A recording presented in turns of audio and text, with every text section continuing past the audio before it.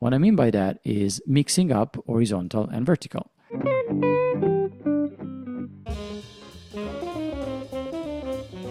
All right, new episode, new topic. Today we talk about improvisation and how to approach songs that have particularly intricate or we have multiple chords in a progression. How do we approach that? I think a lot of times that comes with a little bit of a struggle. Usually that comes when we try to go from pentatonic, straight pentatonic, or we know like a scale, to thinking more about the chords. So trying to change things between the chords. So either we're trying to use more arpeggios or we want to use multiple modes. That's when usually our brain starts being overwhelmed. So today I want to talk about a little technique and a little approach to this that really helped me and it helped many of my students. So I want to share that with you guys. Let me share my screen. The concept is horizontal and vertical approach to improvisation. What I mean by that, here I just wrote down, prepared for you guys, like a blues, 12-bar blues progression.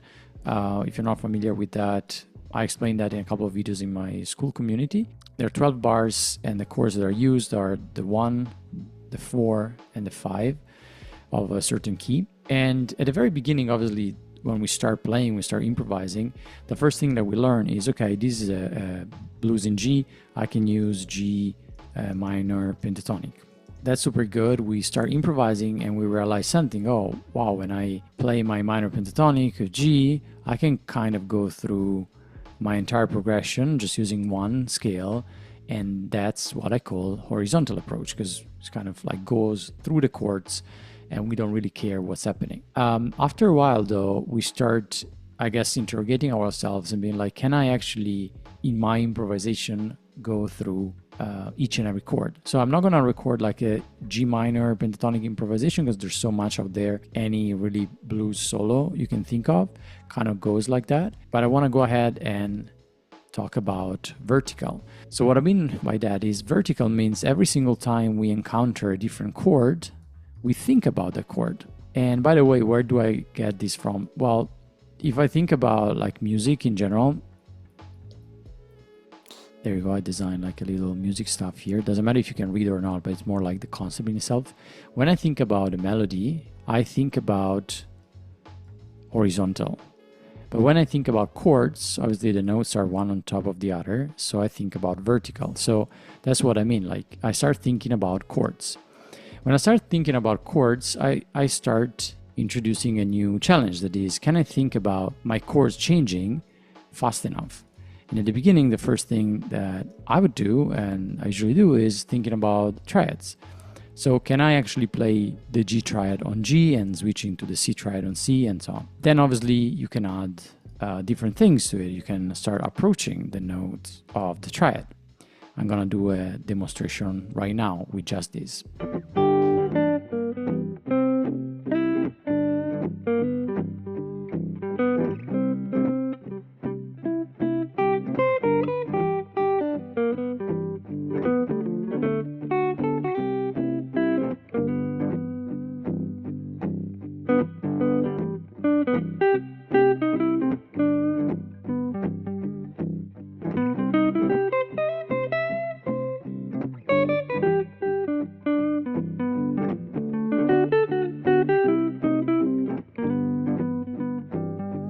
Already, so those were just triads plus approaches to the triads. If you're not familiar with the concept of approaching, again, I talk about it in my SKOOL community, but also I will for sure record a video in the future about that. But mainly is just you see the notes of the triad and you approach those notes from half step up or half step down to begin with. And then obviously you can extend and be like, oh, well, I also could play more extended arpeggios. So since these are 7th chords, I can actually use those. The problem is though that being able to switch between arpeggios, triads, and so on for each and every chord takes a second, right?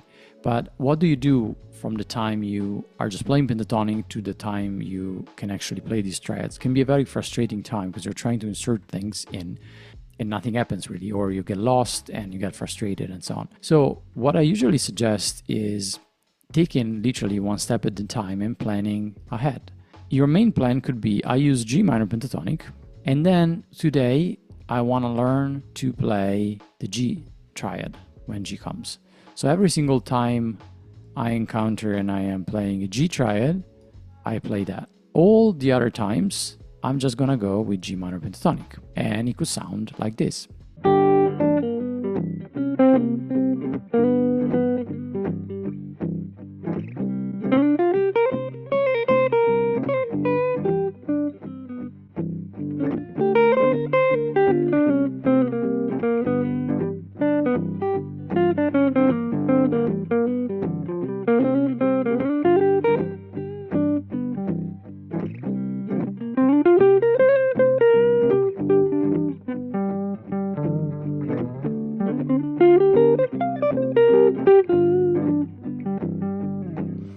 There you go. See, now I got a chance to practice and play my triad with some of the approaches, but mainly I've been using G minor pentatonic.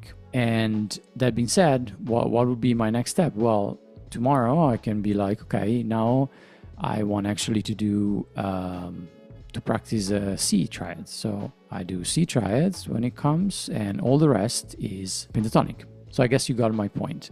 So mixing horizontal and vertical to me is a very powerful tool, because you're gonna plan in advance, first of all. That's very important when you improvise. And you're gonna use what you know, getting some satisfaction out of that, and then trying to add little by little the new elements that you're practicing. So I hope this video was useful. If you want more example of how to use horizontal and vertical in songs, can be a pop song, can be a jazz song, can be a funk song, let me know. I can record more videos like that. If you have questions, just reach out. That has been very useful for me when people reach out to me via SKOOL, via YouTube, via private messages, just to ask me questions, because that gives me idea for new videos. So if you're interested in these or more, I have a free SKOOL community. I don't want to repeat these every single video, but that's kind of my point. So you guys can come in and have a talk about guitar, music, improvisation, and just have fun with it.